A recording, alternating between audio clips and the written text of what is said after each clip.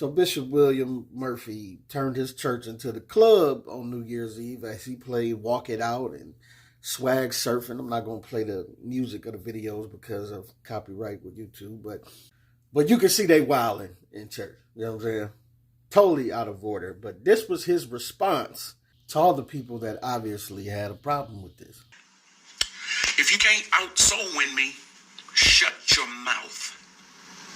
Hit you with a little Geno Jenkins here. You ain't winning souls for God. You winning them for the other side, apparently, because how do you bring people to God by using music that praises devilish things? You know, ain't nothing in the song but twerking, drinking, smoking, and dancing. You know what I'm saying? So what are we talking about? It's bad enough that we like the type of music of today, but we can't be dim enough to blend it and say that it's God's music. You know what I'm saying? Or be ridiculous enough to play it in his house and say that you're using it to worship him.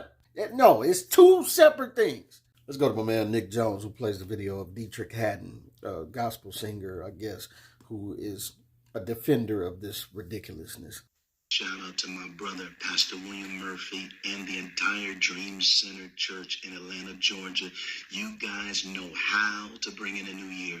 You guys know how to celebrate. What a way to celebrate. I wish I was there with you guys.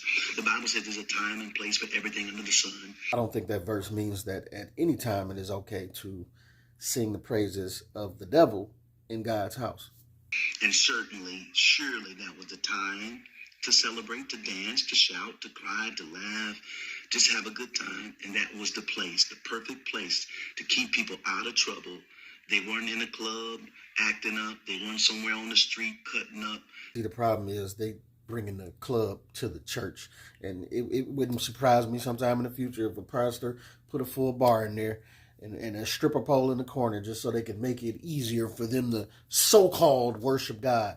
It's just, you already got people like Pastor Bryant that's trying to sell weed out the church. Like it's getting ridiculous every day. They were in the house of God, celebrating God and dancing and having a good time.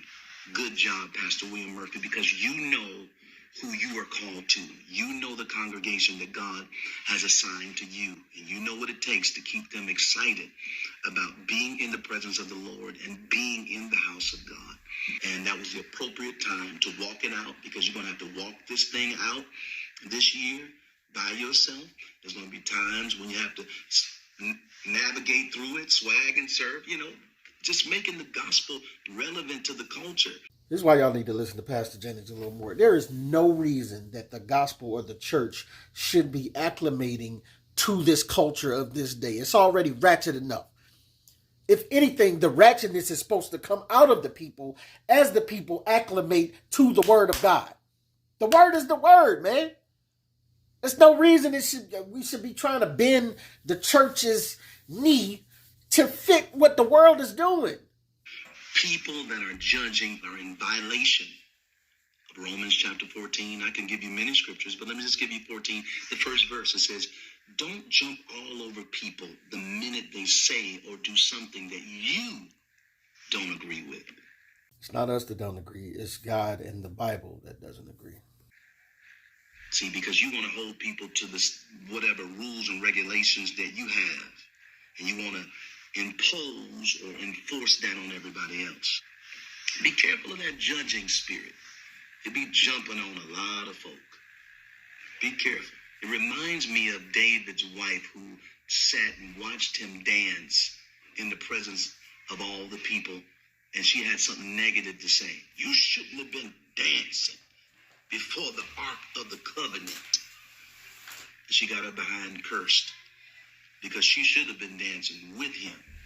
You gotta keep your mouth off stuff you don't understand. See what I'm saying? David knew what it took to get the Ark of the Covenant back in the camp, because David was a leader. And William Murphy is the leader of his church. And he knows what it takes to keep the glory of God there and keep people excited about being in the house of God. You get your mouth off other people's assignments. And that's all I got to say. The year is going to be a wonderful year. Don't spend your time judging people. Focus on what you're called to do, because great things are going to happen for you when you focus on your assignment. Let's go.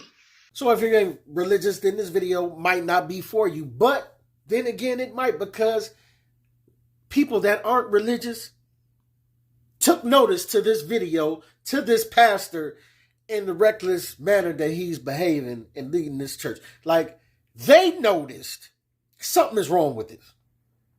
And it makes them look at churches like this, like, this is why I don't want to be a part of that. You understand what I'm saying?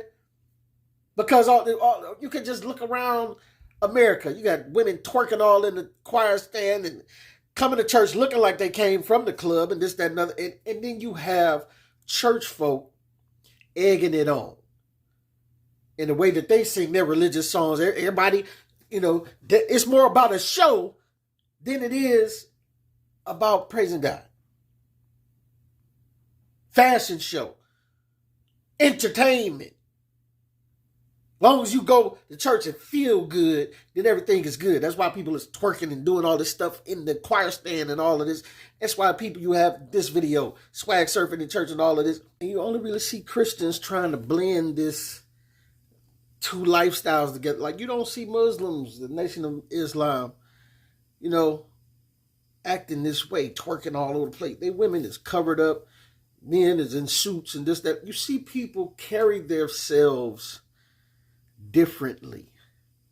And all I'm going to say is that, like, I'm not going to play out like I know the passage that Dietrich Haddon was talking about with David and all of that, right? I'm trying to get more into my Bible, right? But I'm not all the way there. I'm trying, just like we all are. I do remember a passage where Jesus went in the church and, flipped tables over and put people out because they was in there selling stuff and this, that, and that. He said, my Father's house is a house of prayer and you've made it a den of thieves. And I'm just saying, we see that a lot with these prosperity preachers in this day and age. Everything is about money and the show and the entertainment, but it seems less and less about God. But I do know of another passage of Moses when he led the people out of Egypt and the people were struggling of thirst and they needed water. And God spoke to Moses and told him to speak to the rock, and the rock would open and it would be enough water to quench all the people's thirst, right? Speaking loosely right now. Moses struck the rock twice with his stick, right? Now, God still allowed the water to come out of it and people to drink and everything to be good. But he then told him afterwards, because you didn't follow my instructions, because you struck the rock instead of speak to the rock, now you and the people won't make it into paradise. I don't know if he just said Moses or him and the people, but you dig what I'm saying? It was consequences for you not following instructions. And there is a lot of instructions in the Bible that would lead people like me to know, and it would lead people that aren't even religious to know, that what this looks like, how this church is operating is wrong. There's plenty of instructions. Listen, like I said earlier, it's bad enough that we even like the type of music and the ways that society is pushing us today. It's bad enough that we are taking part of that, right? But then it makes it 10 times worse when we want to try to take these songs and acclimate them into the church. Because you can't, it's two separate things. You can't serve two different gods. If it ain't godly, then it's of the devil. So if it ain't singing about God, then it's singing about praising something else, the world, sex, debauchery, guns, shooting you in the face, selling dope, this, that, and all these things, drinking, smoking, twerking, all these things are not of God. So if they ain't of God, and God, as we have been told, is a jealous God, then you can't try to find a passage here and a passage there to make this seem okay to me in my mind. It don't match to me. And I may not be the best example to follow, but I'm trying just like the next man is trying. just like the next woman is trying. And what I don't want to see is a lot of us being led astray because of things we like. Like we may like most of the things you like in life are probably not good for you. We like pizza. We like burgers and fries. We like pop, right? Soda and all that to drink and frying everything, fried chicken, fried this, that, and other. But it ain't doing no good for your health. You see the jaws right here, right? My thing is just, let's just call it what it is. Don't try to